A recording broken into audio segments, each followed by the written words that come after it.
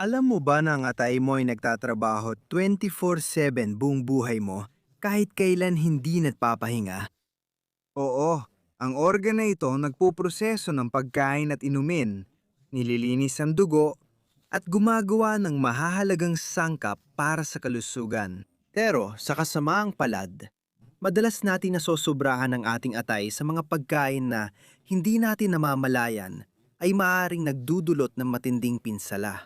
Ngayon, ibabahagi ko sa inyo ang 7 pinakamasasamang pagkain para sa kalusugan ng atay. Magugulat ka sa ilan dito dahil maraming tao ang akala ay masustansya ang mga ito. Magsisimula tayo sa ikapitong pwesto hanggang sa pinakamasama sa lahat, numero 7. Mga delatang katas ng prutas. Maraming taong nag-iisip, pero ang katas ng prutas ay natural, maganda para sa katawan. Pero heto, may malaking patibong tayo dito. Ang mga dilatang katas ng prutas, kahit pa yung sinasabing 100% prutas, puro asukal lang talaga ang laman yan, na dumidiretsyo sa atay. Kapag kumain tayo ng buong dalandan, halimbawa, ang natural na hibla ng prutas ay tumutulong sa katawan natin na dahan-dahang masipsip ang asukal. Pero kapag iniinom natin ang katas, parang uminom tayo ng maraming dalandan sabay-sabay. Pero wala na yung hiblang proteksyon. Ang resulta ay parang bomba ng asukal na lubos na nagpapahirap sa atay at may iba pa. Para makagawa ng isang baso ng katas ng dalandan, kailangan natin ng mga 3 hanggang 4 na piraso ng dalandan. Kaya mo bang kumain ng 4 na dalandan ng sunod-sunod? Malamang hindi, di ba? Madali lang inumin ang katas na ito. Kaya kahit natural, maaari pa rin itong magdulot ng problema. Simple lang ang tip. Piliin mo palagi ang buong prutas. Kung gusto mong magiba, gumawa ka ng katas ng kalamansi, pipino, o yerba buena. Magpapasalamat ang atay mo. Numero 6. Mga processed na karne tulad ng salami, longganisa, hamon, mortadela. Ang mga processed na karne na ito ay madali, masarap, pero sa kasamaang palad, tunay na kalaban ng atay. Puno ito ng preservatives, colorants, maraming asin, at hindi masyadong malusob na taba. Kailangan magdoble kayod ng atay para maproseso lahat ng mga chemical na ito.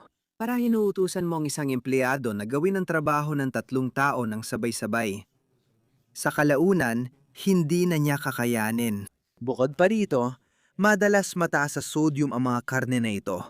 At kapag palagi tayong kumakain ng maraming asin, namamaga ang ating atay at maaaring magkaroon ng malulubang problema paglipas ng panahon. Pero kalma lang. Hindi ko sinasabi na hindi ka na pwedeng kumain ng sandwich na may ham. Ang mahalaga ay balanse. Kung araw-araw kang kumakain ng mga karne na ito, bakit hindi gawing 1 o 2 beses lang sa isang linggo? At sa ibang mga araw, piliin mo naman ang mga sariwang karne, tulad ng manok, isda, o baka na hindi na proseso. Isang practical na tip kapag namimili ka sa supermarket, mas piliin mo ang mga pagkain na nasa loob ng refrigerator ng mga meat section, hindi yung mga nasa istante na nakapack at tumatagal ng ilang buwan.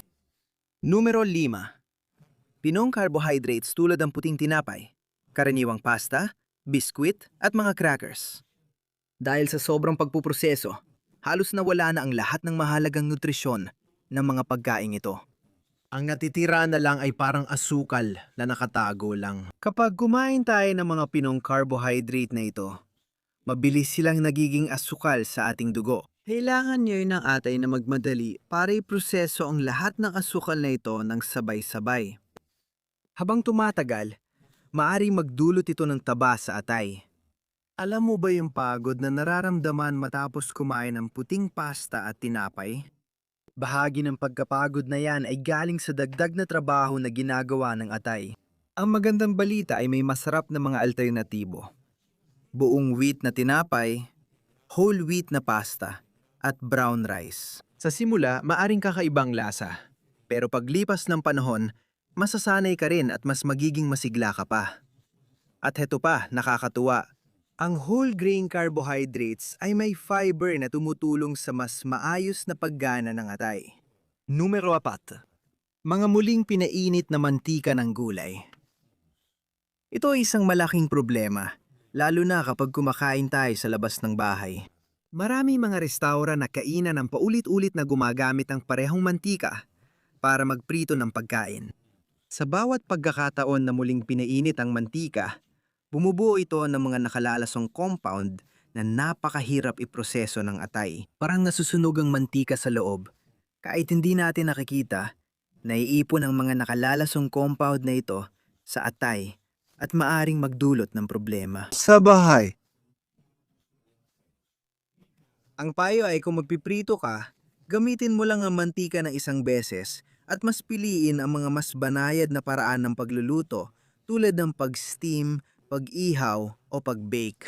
Kung kailangan mong gumamit ng mantika, piliin ang kaunting extra virgin olive oil, coconut oil o avocado oil. Nakakatuwang malaman na mas madalas gumamit ng steam at nagnilaga ang ating mga lolo at lola. Kaya mas kaunti ang kanilang problema sa atay kaysa ngayon. Hindi ito aksidente. Numero 3, mga ultraproseso na pagkain. Dito tayo papasok sa mundo ng mga pagkaing nakaprepack na sa mga kahon, supot at lalagyan.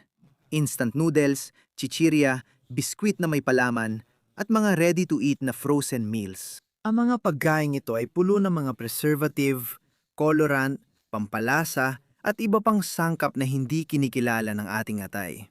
Ang problema ay hindi naman na-develop ang ating atay para iproseso ang mga artipisyal na sangkap na ito. Para nagsasalita ka ng banyagang wika sa isang tao na hindi ka naiintindihan, sigurado magkakaroon ng kalituhan. Bukod pa rito, kadalasan ang mga pagkain ito ay maraming sodium, asukal, at masasamang taba.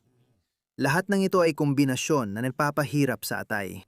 Dahil madali at masarap kainin, nauwi tayong kumain ng higit sa nararapat. Naiintindihan ko na minsan sa sobrang abala, kailangan natin ng praktikal na solusyon. Ang tip ko ay subukang maganda ng ilang pagkain tuwing weekend at i-freezer ito sa mga bahagi para may nakahandang lutong bahay na pagkain kapag kailangan mo, na hindi palaging umaasa sa mga ultra-processed na pagkain. Numero 2. Nakatagong asukalisa ito sa pinakamapandayang bagay. Ang tinutukoy ko ay ang mga asukal na nakatago sa mga pagkain na hindi natin inaasahan. Yogurt, granola, cereal sa umaga, mga ready-made na sarsa, tinapay, at kahit ilang pampalasa ay may dagdag na asukal. Ang problema ay, madalas hindi natin namamalayan na kumakain na pala tayo ng asukal.